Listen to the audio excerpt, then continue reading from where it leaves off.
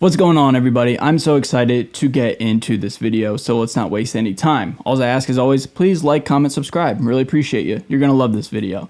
So this guitar is the guitar we're checking out today. So in case you're unfamiliar with what this is, let me catch up to speed. This is one of the new Jackson Misha Mansour juggernauts from the Pro Plus series. Pro Plus series guitars are high-end, very spec'd out, as spec'd out as you can get more or less for an import model. So it was literally like 3 days before I was leaving to go on the previous tour that I was just on, the one I just got off of about a month ago, and that was the Memphis Mayfire tour playing with the solo act Elijah. So Jackson reached out to me and said, hey dude, we got a new Misha Mansour Jackson guitar coming out, would you want to check it out? And I was right away on board with that idea because Jackson guitars, to me, they're awesome, man. They're like top 3 favorite brands.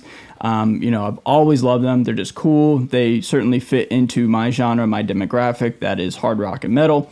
It just made sense, man. So yeah, Jackson reaching out to me and saying, hey dude, you want to check one of these out? I was so on board and honored at the opportunity. So I played this guitar more or less, I don't know, maybe a quarter of the tour that I was on because I wasn't necessarily comfortable with some of the things, which we'll talk about.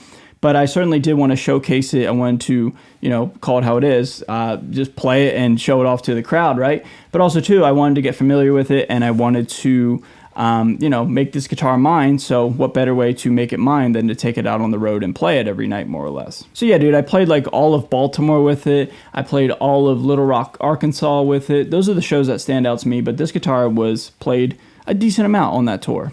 But when I got home, I knew for a fact I wanted to make this guitar mine.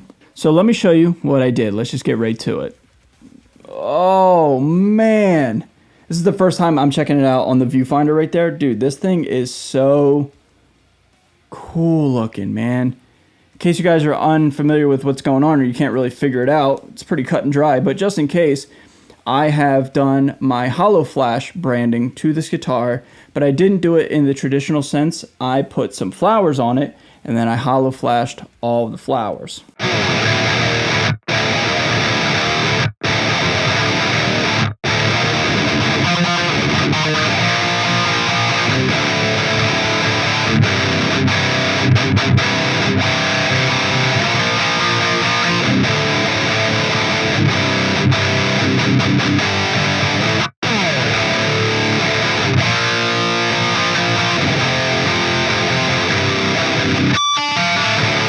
But yeah, dude, look at this thing. This thing is so cool. And once again, I think I've came up with something that I've never ever seen before. I've never seen hollow flashed flowers on a guitar. So the modifications, besides the paint job, are actually rather extensive. So I ripped out all the electronics. Everything's gone. No more 3-way, no more volume tone with a push-pull pot, no pickups, gone. Everything was just bare bones, just the guitar itself. So what I did was, I did what I always do, and that is I threw in an EMG of some kind in the bridge. And if you guys pay attention and you look closely, that is the old tried and true EMG Jim Root Demonum bridge pickup that was in my #1 guitar, this guitar right here. This guitar has gone through so many iterations and renditions, but that pickup was always in this guitar, and I just wanted to try something different. I just went back to the plain old stock 81 in this guitar, and you best believe this one right here is going on the road with me. But yeah, dude, I don't know, just wanted to just mess with it, just tinker with that one, and just constantly modify it.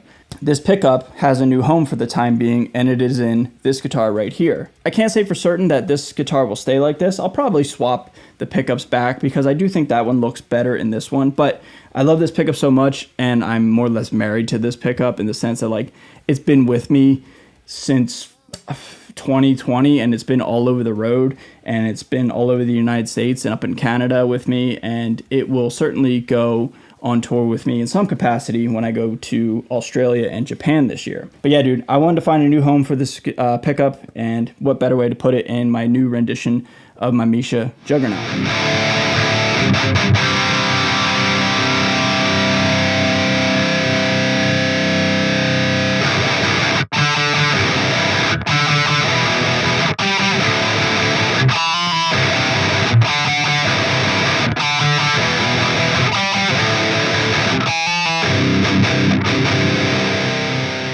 And as you can see, there is no neck pickup. So what I did was I put my wife's picture in there as well. I took that shot myself, us at the beach at the Jersey Shore, when we actually went and visited the Jersey Shore house in Seaside.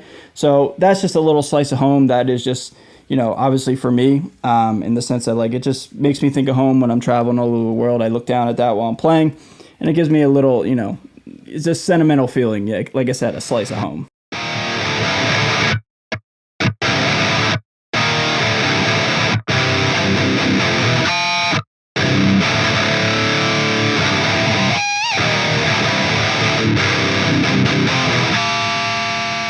And the next thing I did is I put in a pickup ring as well, because I like pickup rings, again, for traveling, because it seems to have more contact to the body, and therefore more contact to the body means more stability.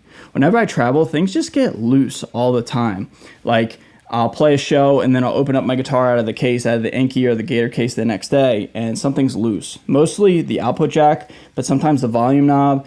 And even sometimes like pickups will fall out of the guitar, like if they're direct mounted or something like that.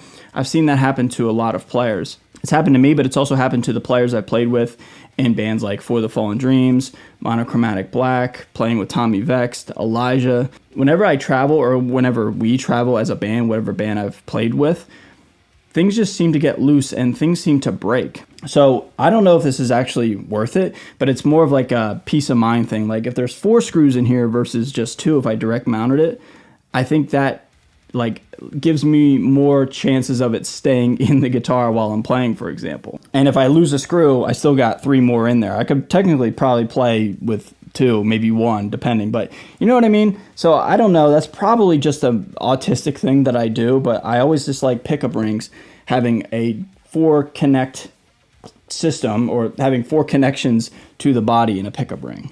Literally all my tour guitars anymore have that vibe going on, just a pickup ring. Here's another one as well, just for context. I always do pickup rings. I just think it's just more practical for me, and I don't hate the way it looks. I actually think I like the way it looks.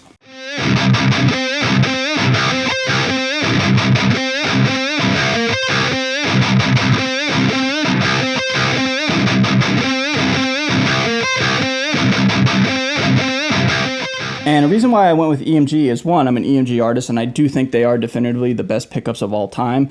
Ever since I could comprehend what a pickup was when I was, you know, learning how to play guitar, I've always been infatuated with EMGs. Everybody from like Zakk Wylde to Jim Root to Jeff Lynne from Parkway Drive to everybody else, they all seem to have used EMGs at some point in time. That was incredibly influential to me, and when I was able to save up money and get my first EMG or set of EMGs, I really haven't looked back. I've tried more or less everything, like Fishman, Seymour Duncan's, DiMarzios, and they're all great. Pickups are pickups in my opinion, generally speaking. They're all great, but I just love the consistency and I love the output with more or less all of the EMGs in the EMG lineup.